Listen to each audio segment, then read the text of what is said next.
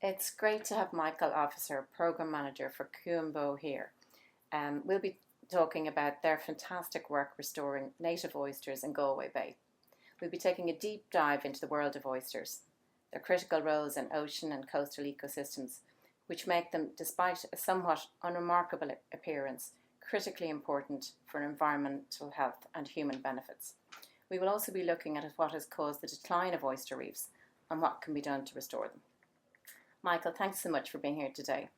If I could start by asking you how you got involved in CuanBeo, and also, am I pronouncing it correctly, and what sparked your interest in oysters? Yeah, well, thanks very much for having me, Christina. Funnily enough, I was actually involved with CuanBeo from the very beginning. Little did I know, I was there at its founding in 2017. I thought it was all very ambitious. I didn't actually understand what was really happening. Without giving away too much about how old I am, but hopefully I can demystify it today.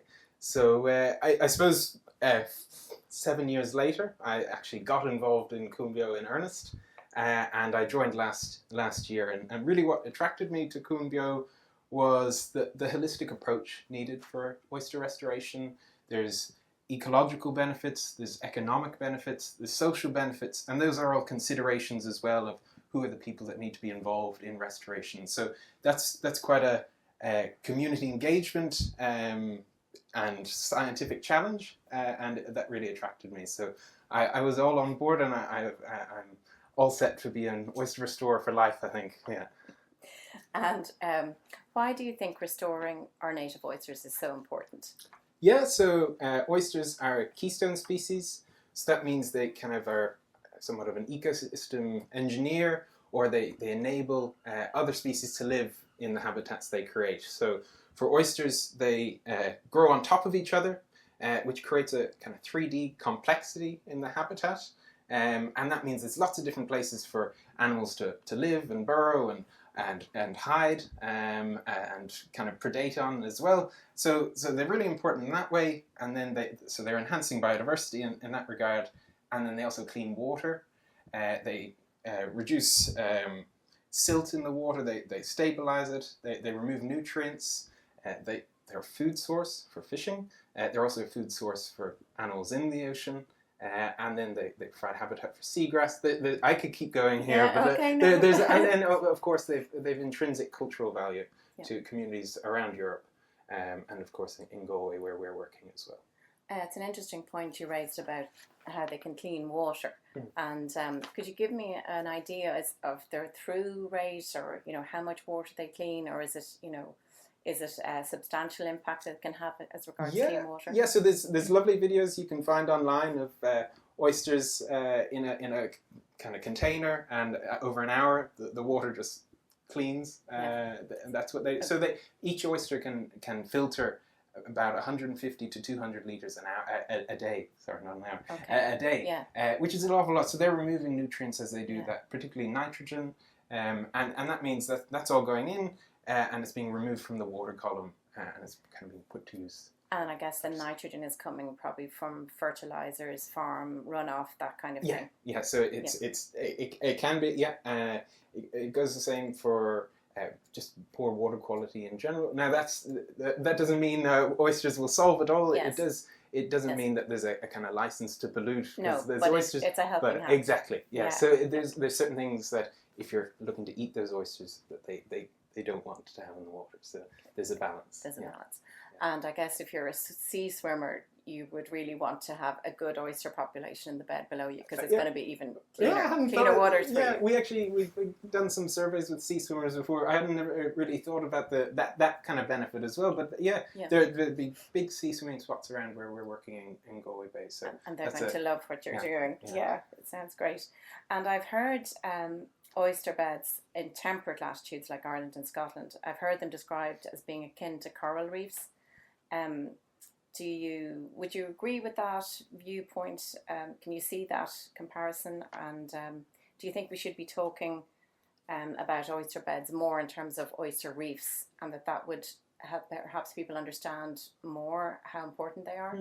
Yeah, that's a funny terminology. Yeah, reefs and beds. Maybe calling them reefs would be a better way of advertising them, really, because that gives certain connotations of coral reefs as well, and that's the distinction there is just really what they look like. They can be a bed, but then they can also become a reef. It's just kind of how many oysters. But I'd fully agree there that they are kind of a temperate equivalent of tropical or subtropical coral reefs. Yeah. They provide lots of habitat. They do similar cleaning of water. They're nursery grounds. They're spawning grounds for all sorts of species. They're important for bird life, but also they're affected and threatened by similar pressures. So you can have ocean acidification as one. Fresh water input, lots of fresh water. Oysters don't want that, so changes in upstream river management can affect oysters by having too much fresh water, too much silt coming down from rivers as well. So they're affected by the same things as coral reefs as well, and they're a great way of kind of promoting better upstream river management and activities on land. Everybody's going to be happy with. Yeah, so cleaner rivers, cleaner oceans. You promote a really healthy catchment, so that the water catchment upstream right down to the coastal environment. And the coast that you're talking about is really on Galway Bay, is that correct? Yeah. So that's your main area. Exactly. So we're working in southeast Galway Bay, and that catchment has different river sources, of course, flowing into it, and that means we try and take a kind of catchment approach to water quality issues, which is really what we're focused on. So that means engaging communities in the catchment. So you measure water quality then? Yeah, we do certain amount, mostly advocacy for a certain amount, and also engaging communities in whichever way they engage with their environments, or getting them to engage or encouraging them to engage with the environment in new ways. Okay. And the goals then of CuanBeo, what would you say if you could make it all magically happen? What would it look like in 30 years' time, or So I suppose back on the water quality as well. I suppose we kind of believe it underpins the social, economic, and ecological vitality of the region, and some of the goals we'd certainly have improved water quality would be one. We'd have a restored native oyster fishery and ecosystem. Okay. We're focused on both, and that restored meaning that there's the functioning of that ecosystem. It's promoting biodiversity. It's also providing employment in the region, and it's also preserving the cultural value associated with oyster beds. Right, and I think you've had quite a bit of success, even though you've only been in sort of operation a few years. I think, did I hear a number, 20 million? So oysters, that's right? exactly. So one of the reasons, one of the measures we take is putting out shell for oysters to settle on. So silt coming downstream has meant a lot of shell has been covered.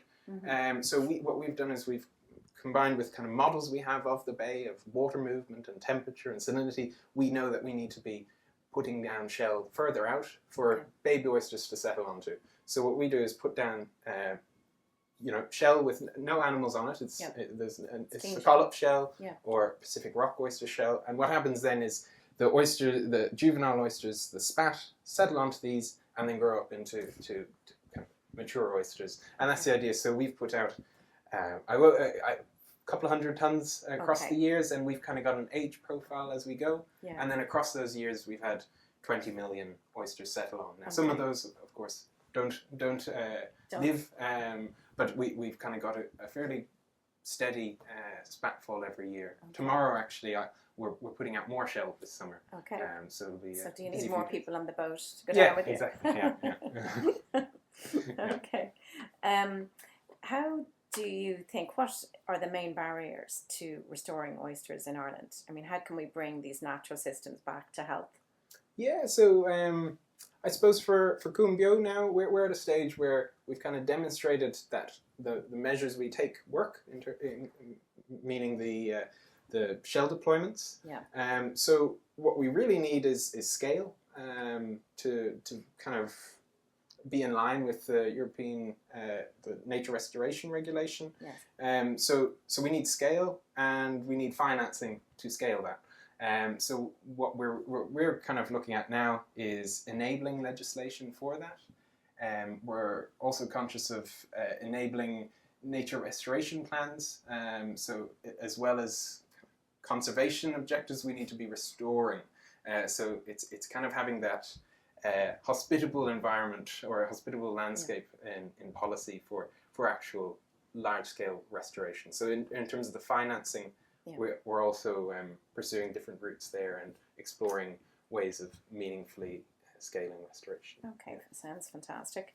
I have heard mention of, and I guess you're not doing it in where you are because you're, I don't think you actually have oyster fishing at the moment, but I know in some areas where they do fish for oysters that they use a process of dredging to catch the fish, and it's been likened to bottom trawling with teeth.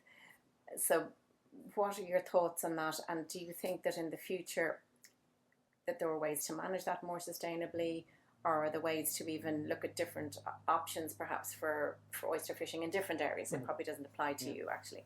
Yeah, so over the years, I suppose firstly the marine environment is very much a shared space, and that goes for the environment, of course, and ecology, economic reasons, and cultural reasons. So there's various interests there, and they're all shared. They're not competing, and they shouldn't really be competing. They can coexist. So currently in Ireland, there's only one active native oyster fishery. There used to be over 7, as far as I'm aware, and that's down in Kerry. We're, as I said, we're restoring. So there's no fishing going on at the moment, and really we appreciate the cultural connections with oyster fishing, and also it's at a low scale. So really we're not at a stage yet where we're kind of exploring that. But we do appreciate the kind of cultural, ecological, and economic benefits of oyster reefs, and so we're kind of keeping an open mind there. Okay, and are you looking to see what is being done abroad in terms of restoring oyster beds? I mean, are there best practices that you can bring in? I see there's talk of garden baskets and different ways of approaching reseeding, if that's the right word, the oyster beds, the oyster reefs as we're now calling them. Yeah. So there's 2 great networks really in Europe, the Native Oyster Network of UK and Ireland, and then there's the Native Oyster Restoration Alliance, which is European-wide. And those have been really important in kind of mitigating the same mistakes being made multiple times, and really knowledge sharing. There's some great handbooks on restoration methods, on monitoring, which is really important to see that there's actually success so that we can promote restoration as a successful measure. Native oyster restoration is a successful measure. So these networks are a really great way of understanding what other groups are doing. Between the UK and Ireland, we've 18 oyster restoration projects. They're at varying levels of kind of progress. Some are just starting out, some have been going for a few years, some are even working with seagrass and other kind of seascape species, I suppose. Which sounds very interesting. Can you tell me a little bit more about how they work in tandem, seagrasses? Because I think seagrasses are incredibly important for carbon capture and for marine habitats and so they kind of native oysters kind of enable habitat for seagrass. Now, seagrass can exist on its own, of course, as well. They don't necessarily need oysters, but they do enjoy. They like the company. So it's a really clever way of being able to bundle restoration in multiple different ways. You can have seagrass planting, native oyster restoration. You might even have saltmarsh restoration, or at least conservation. So it's quite a marketable way is one way of saying it. I wouldn't like saying it that way, but I just did. But it's a way of engaging people in different ways, because some people, there's quite charismatic species, if you could call seagrass, or oysters as well, because they have such a cultural connection. They do. So there's different ways of getting people involved in restoration. Yeah. And I guess I'm wondering what if people are listening today and they probably maybe hadn't thought too much about oysters previously, maybe just attending sort of oyster festivals or dining out on oysters might have been what they have in their minds. But if people who are listening wanted to do something to help support restoration of oyster beds, what suggestions would you have? If you could Yeah. list three things. Three things, yeah. What So, would you come up with? one is, I'm sure there's likely a native oyster restoration project going on near you. So you could check that out. You're most welcome to join us here in CuanBeo either. So that's the first, and see what's going on. It could either be seagrass or saltmarsh, but they're just ways of kind of getting involved in marine restoration. And then the next is we spoke there about the catchment approach, and really what goes down your sink eventually goes into the marine environment. For the most part, no, it doesn't always, of course, but it's really important. Even if it doesn't go into the marine environment, it goes somewhere along the way most times. So it's really important to think about what's going down sinks, think about what's going into rivers, and perhaps manage that accordingly, and think what you might not like going downstream, and also conscious of what goes into rivers, just even if it's not going down a sink. And then thirdly, there was three. I suppose just Maybe scuba. Scuba diving. Yeah, so recreationally scuba diving, it's just a great way of appreciating what's down there. Even snorkeling as well. It's a little more accessible, and just seeing everything that's there, even if it's kelp or seaweed. There's just so much. Galway, I think, Galway Bay has the highest biodiversity, or one of the highest biodiversity rates of seaweed in Europe. Okay. So there's so much there. It just needs to be. And they could volunteer with you, I guess, and scuba dive at the same time. Oh maybe. well, that's it. Yeah. So those are all. It's just different ways of appreciating and seeing what's out there, and it's really wonderful underwater. Yeah. A beautiful way to spend the day. Well, Michael, thank you so much for talking to us today. I hope it has sparked a new interest and awareness about these easily overlooked marine creatures that are extraordinary when you look more closely at their impact on the marine environment. Thank you so much. Thanks, Christine.